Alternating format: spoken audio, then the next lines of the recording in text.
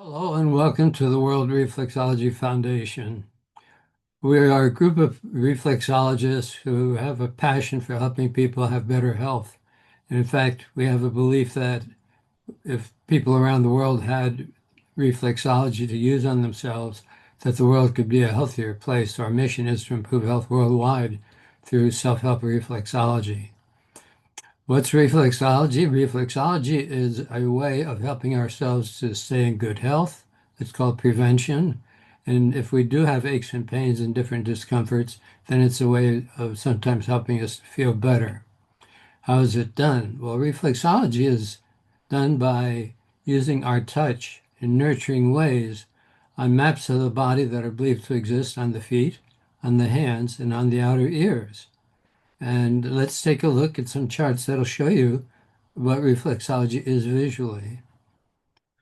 So now let's take a look at the World Reflexology Foundation color coordinated chart. If you notice on the left, there's the human body, the lady, but it would be the same for the man. And the colors from the top to the bottom, from the top of her head to her feet. Well, we're going to take a look at those in a minute, but notice on the feet and hands, that they're also the same colors, going from the top down to the heel of the feet and the wrist of the hands. So let's take a look. Notice the purple color of her head and neck. That color is color coded. If you go to the toes, you notice it's the same purple color as it is in the fingers. That's indicating if you have problems, stress in your head and neck, that you would go to the fingers and toes to help get relief. If you come to the body again and notice the blue, that's for the chest area. And that means chest in front, heart and lungs inside, everything inside the chest, and then the shoulders and back, because when the shoulders are actually the top and back of the chest. And we go to the same color, the blue, on the feet and on the hands.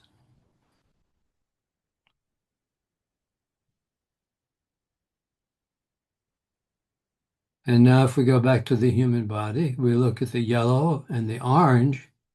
The yellow is upper abdomen, the orange is lower abdomen. And that's where you'd work on the feet, the yellow for upper abdomen, and the heels for lower abdominal pelvic area. And on the hands, similarly, the yellow for upper abdomen, the heel of the hands, the orange for lower abdominal pelvic area issues. So that's for the feet, hands, and ears as far as from the top down. Now let's take a look at the legs. Notice they're red, and you go to the small red spots on the feet and on the hands. Notice the cursor that's showing you. And then go to the arms. Notice the green representing the arms. And notice the cursor is going to show us on the outer edge of the feet, below the small toe to the heel, and also the outer edge of the hands from the small finger down to the wrist. And then down the middle of the human body, notice that there's something that looks like a ladder. And that's representing the spinal reflex area from the neck all the way down to the lower pelvis area. And if we go to the feet, notice where the feet come together below the big toe down to the heel. That's for the spinal reflexes on the feet. And then the hands, similarly, where below the thumb down towards the wrist for spinal issues. Then let's go to the ears and think when we were children, we used to try to do headstands on the ears, headstands. And notice the purple is on the bottom instead of the top. That's because the image of the human body and the outer ear is upside down. So for head and neck issues, the purple, we'd work with the earlobe area. The blue is for the chest reflex area. The yellow and orange are for the upper and lower abdominal areas. The red is for the legs, leg reflexes. The green for arm reflexes. Shoulder all the way up to the finger top where the cursor is now. That would be for the fingertips. And then notice the spinal reflexes, that curved area. So these are the maps that we use for the feet, hands, and outer ears, showing you what the concept of reflexology and the reflexology pressure maps. I think one of the great things about priority reflexing is that we get to show you the order that will be most effective in treating what we're trying to do. So I'm going to start with the ears, and then we'll be sharing with you the reflex points on the feet and then the hands. So one thing to notice is that we're pretty familiar with our hands. We kind of see them every day. We know all the different parts of our hands. We're pretty familiar with our feet. We know our toes and the sole of the foot and the ankle. But the ears are a little trickier because we ordinarily don't really get to see our ears in the mirror very easily, and we don't necessarily recognize where the different parts of our ear are. But most of us do know our earlobes. We have earrings, or we're used to tugging on, and we know our earlobes pretty well. And what's remarkable is that the structures of the ear are pretty similar. You know, you look at anybody's ear and they actually all have these different little parts that I'm going to try to explain to you here. So the two different things that features are the raised portions. We identify them as ridges, and then the sunken in portions of the ear we recognize as valleys. So we talk about it that way. And in this picture that you're seeing right now on the left and right ear, the dark portion is going to be where the reflex for that we're going to use to address the neck and cervical spine issues. So the things to notice right here, I think more than anything, is that you realize that it's a little bit, you see the earlobe is on the bottom. So just up from the earlobe and a little bit to the outside is where we're going to be heading. So that's where I'm going to show you both on the model and on myself. And then we'll get to practice seeing if we can find it. And then we'll do a little reflexing. Thank you, Kathy. So really, the thing to notice, like I said, you can see the ridges, you can see the valleys, and we can find our earlobe pretty easily. And one of the key features that almost everybody can find pretty easily is this notch that's right above the earlobe, closer to your face. And as you go away from your face, there's a little bump. And there's this bump that most people, again, we all have pretty much the same kind of features. Some are a little bigger than others or smaller than others, but get up and over the bump and to the area just above it. And that really is the neck and cervical spine reflex point. And the really easiest way to access it is using the pad of your index finger on the top on the ridge, and then put your thumb on the back of your ear to kind of have something to press against. And the thing about reflexology is really not about the pressure. It really is about finding the specific point for the reflex that we're trying to address, for which part we're working on. So I'd like you all to kind of even start feeling your own ears and see if you can find, see if you can find the notch first. And so we should be able to see that there's this notch. My ear in particular doesn't have a huge bump. It's a little bit smaller than most, but it's there. And then just above that, that's kind of the spot that we're looking for. So if you can find that on your ear, see if you can find it on one. And then again, find the notch, find the bump, and then find the little ridge just above the bump. And again, you're not out here. You're not up here, you're not up here. Notch, bump, and ridge. So hopefully you can see where my fingers are on both sides.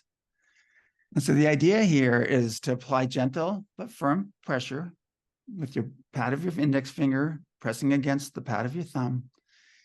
And now I'd like to ask you to just close your eyes and get comfortable in your chair. And if you're at a desk or a table and you're able to put your elbows on the table, it'll be a little easier than just sitting up and trying to hold your hands up. And you can relax a little bit more into this position so that while we're doing the reflexing, you really can just really take a nice deep breath with your eyes closed, almost go into a little meditative state and allow the reflexing to start doing its little magic work here. So really just very gently, just everybody just inhale. Hold it for just a second, then exhale. And we'll do this for a little while. Let's hang out here for a while. Keep inhaling slowly. Have a little gentle pause and then exhale and inhale again. And we're going to see what you feel like. And notice if you have had stiff neck or have pain in your neck, we're going to see if you feel a difference afterwards. So just inhale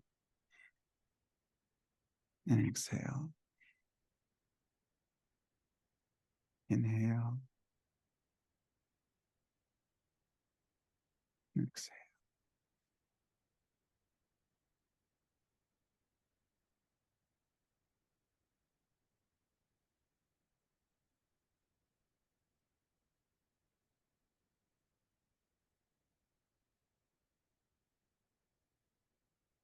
Gently and firmly pressing the reflex point.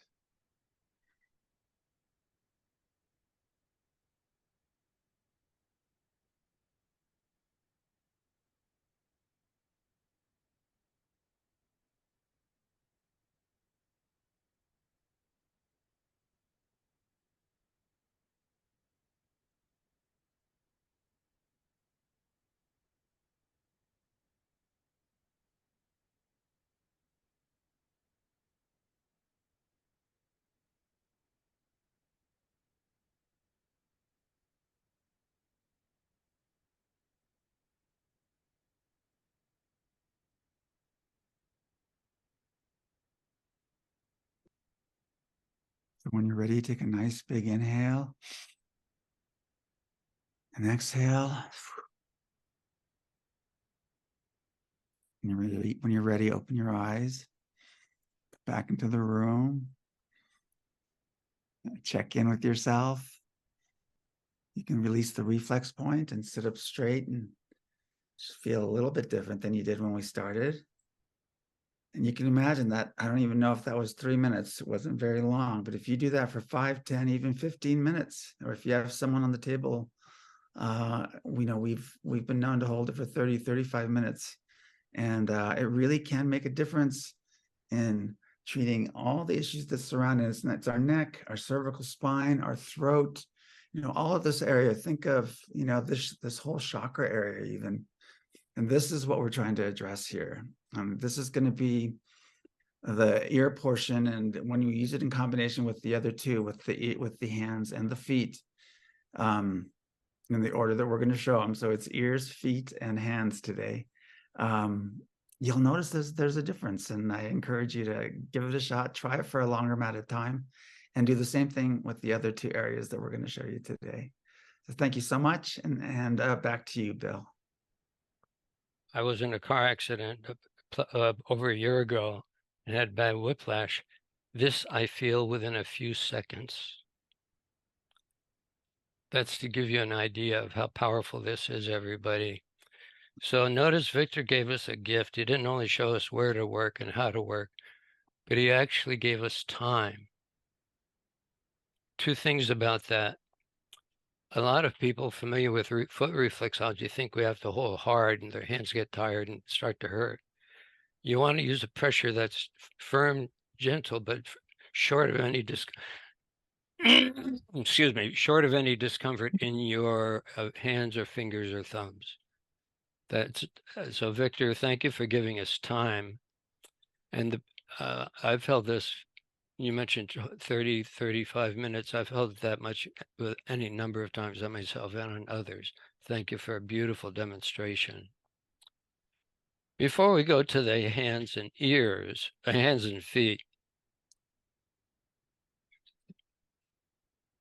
there's a theory in reflexology, of course, that all the fingers and all of the thumbs and all of the toes have reflexes for the head and neck. But the other theory within reflexology is that the thumbs, the left thumb has all the area for the neck on the head and neck on the left side, and the right hand on the right side. So in other words, all fingers can be used to help relieve the head and neck. and all toes as well.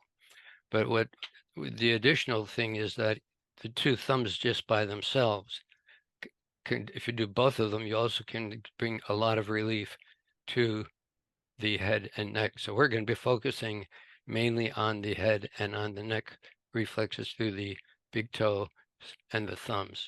So with that, uh, Yvonne, would you like to take it away for the feet?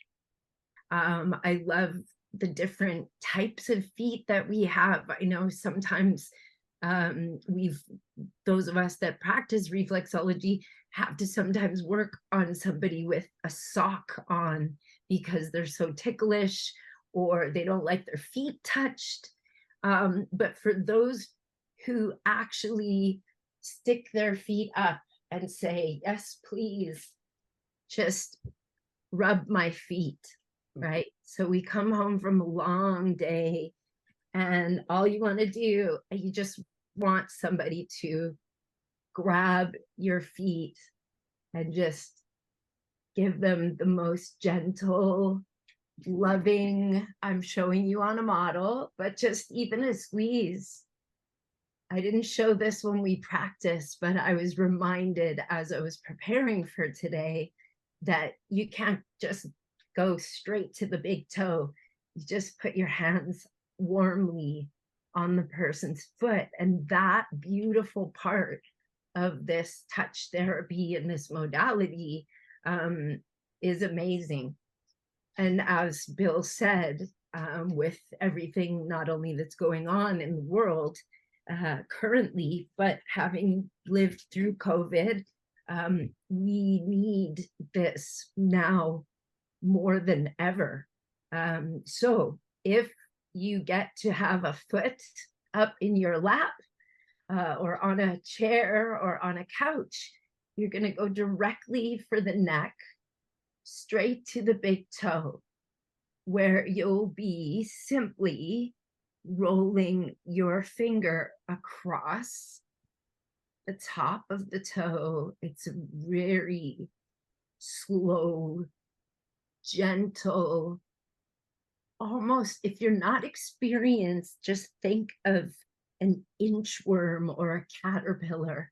And then you are going to the back of the toe and doing the exact same thing gently right at the base. You can start right at the edge, the base of the big toe.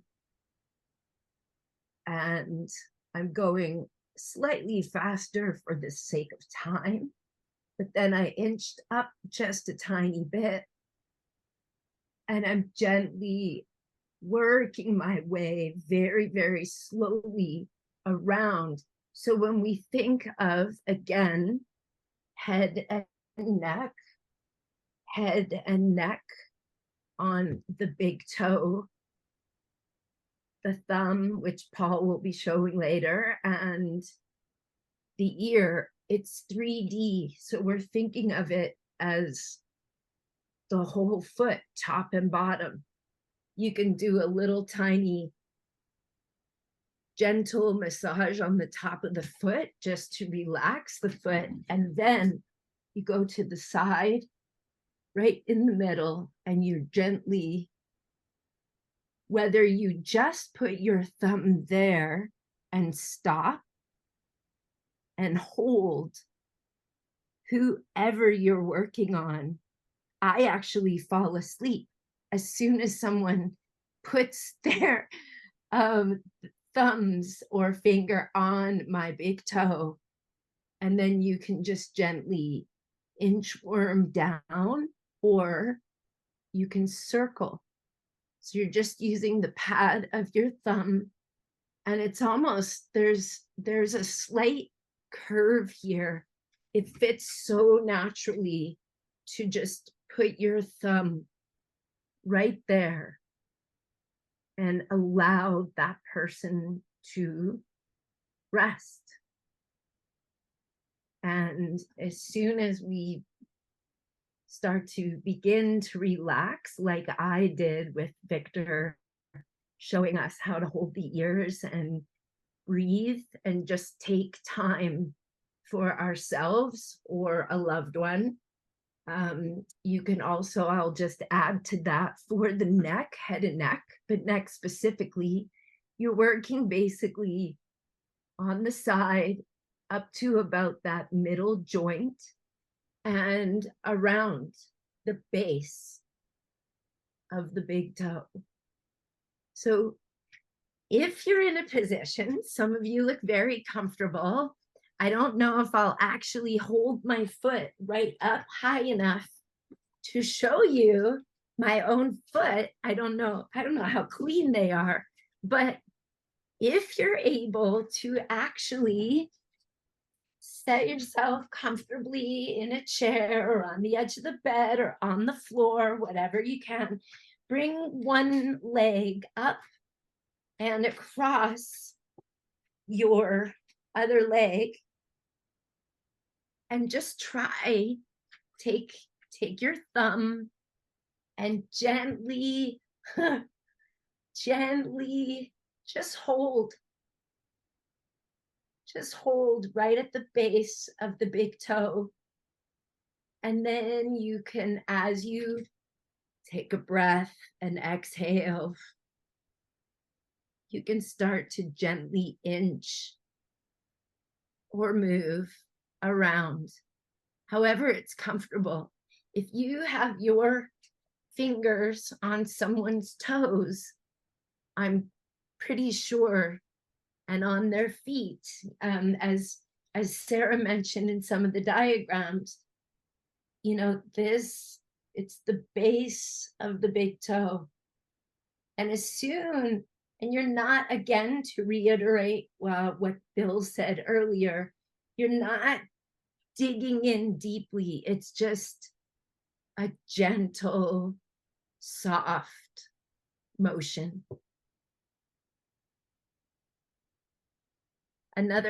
One last thing. If you put the center, we have so much feeling in our fingertips and the tips of our toes. You just take the center of your thumb and put it in that person. If they're laying on the couch with their feet toward you, and you just take your thumb and put it right in the center and have them breathe. Inhale, gently press. And then exhale.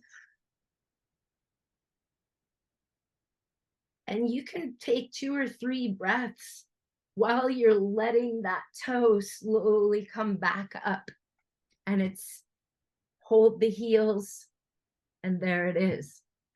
Thank you so much. Back to you, Bill.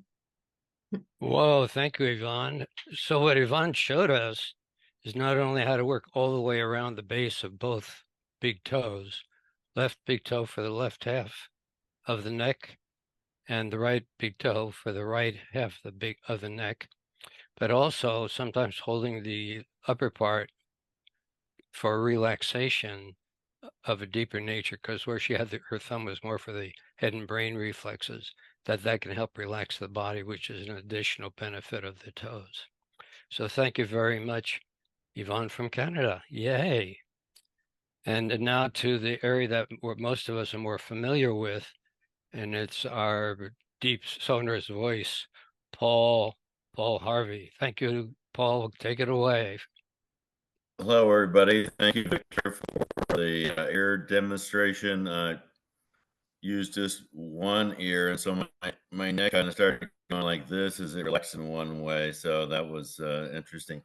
And thank you, Yvette, for that great demo on the feet. So we have the hands, which comes in third in the priority reflexing, but it's also the most easy to access as we're maybe in a public location or in the holidays are coming up, so we have those family get-togethers and dinners that sometimes might not be so comfortable and cause some tension. So keep this in mind during those great family meals together.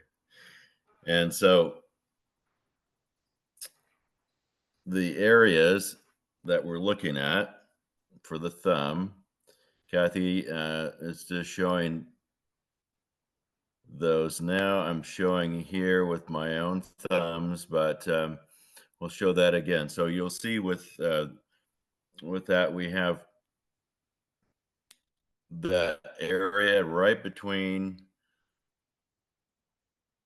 the joint where the thumb joins the hand and the first joint of the thumb. So this is the area, this, what you're seeing as a blue area.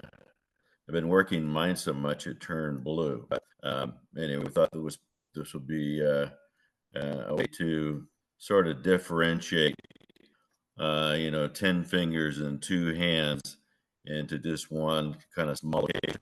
And so we can work with the two fingers of the opposite hand, work it this way, and just do that sort of inchworm crawl along this way and all the way around, or with the thumb.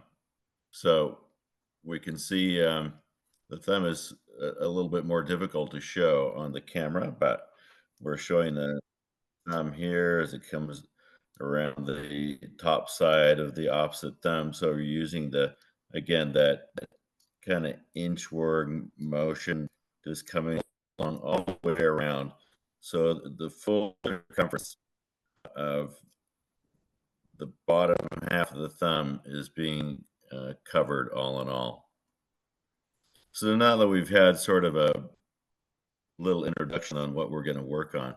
So everybody that wants to participate, go ahead and take your right or your left hand and locate the thumb, and then locate where the thumb joins the hand, and then that knuckle between there and the first knuckle of the thumb is where we are working. So this is where we're working to relax the area of the neck. And coming along, and we can at one point after a few minutes switch over to the other side, working that same sort of motion, and hopefully we're all seeing this okay. I don't know that you're seeing the actual speaker on speaker mode, but hopefully you are able to see this. Is anybody still awake at this point? Everyone's so deeply relaxed that they're just falling away. Okay, so you have that idea now on how to work with your neck reflexes on the thumbs of your hands. So there we go. Go forward and relax those necks. And thanks for the opportunity. Back to you, Bill. Thank you, Paul. Thank you for making it so clear what parts of the thumbs and the techniques to do it. One of the things that everybody will notice that all three of our presenters did is they said, spend a lot of time on each. So I'd like you to think back to when I mentioned earlier about priority reflexing. People only know how to do foot reflexology. Bless them, and the feet are amazing. But people who know how to do foot, hand, and ear reflexology, when there's pain, discomfort, range of motion issues, they will know which is the top priority to do first, then second, and third. So it's called priority reflexing and then progression reflexing. So that's one of the special advantages that you get through the World Reflexology Foundation self-help training. So we do not have a preference as far as feet, hands, or ears. We have a preference as to what's most important for you based on decades and decades and decades and hundreds of reflexologists using these techniques. And so as we see for the neck would be the ears first, big toes second, and hands third. So thank you for the three of you for doing such a phenomenal job. Good to see a lot of you working on yourself, following along not only watching, but also working on yourself. That's the idea. And by the way, in this video, we had to go very quickly to cover a lot of information. What we encourage you to do is to, like I'm going to do with my voice now, is slow down. Spend a lot of time working on those reflexes as frequently as you reasonably can as well. Now, after you do reflexology, it's often suggested to drink extra fluids to help keep yourself hydrated. And coming back to the reflexes for a moment, remember the top priority is the one that you want to work on most. If you don't have time to do all three, be sure to do the first one if you can physically. We'd love for you to share this information, help us spread the information around. We are a 501c3 nonprofit and also non-vocational. So it's self-help work that we teach here. And one of the things that we could ask your help for, we already mentioned one, which is to share this with friends and neighbors, family members. But also, if we would appreciate your donations. Why?